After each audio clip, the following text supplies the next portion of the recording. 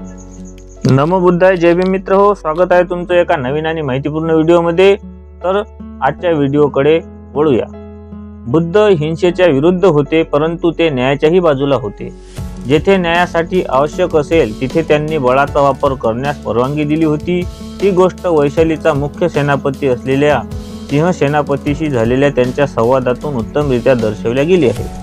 बुद्ध अहिंसेचा उपदेश करीत असल्याचे समजल्यावरून सिंह सेनापती त्यांच्याकडे गेला व त्याने असे विचारले, भगवान अहिंसेचा उपदेश करतात, याचा अर्थ भगवान अपराध्याला शासन करू नये असा उपदेश करतात काय?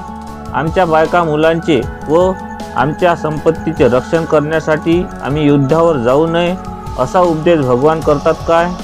अहिंसेच्या नावाखाली आम्ही गुन्हेगाराच्या हातून हानी सोसावी काय? युद्ध सत्याच्या व न्यायाच्या हिताचे असेल तर तथागत सर्व प्रकारच्या युद्धाला प्रतिबंध करतात काय?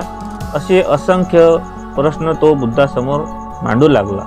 बुद्धाने त्याला उत्तर दिले, मी जो काही उपदेश करत आहे त्याचा तू चुकीचा अर्थ घेतला आहेस.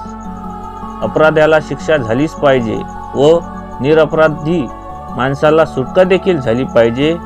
न्यायाधीशाने जर एखाद्या गुन्हेगाराला शिक्षा दिली तर तो न्यायाधीशाचा गुन्हा नाही. तेथे शिक्षेस कारण म्हणजे गुन्हेगाराचा गुन्हा आहे. शिक्षा सुनावणारा न्यायाधीश केवळ कायद्याची अंमलबजावणी करत असतो. त्याला अहिंसा न पाळल्यामुळे दोष लागत नाही. न्यायासाठी व सुरक्षेसाठी लढणाऱ्या माणसावर अहिंसा न पाळल्याचा आरोप करता येऊ शकत नाही.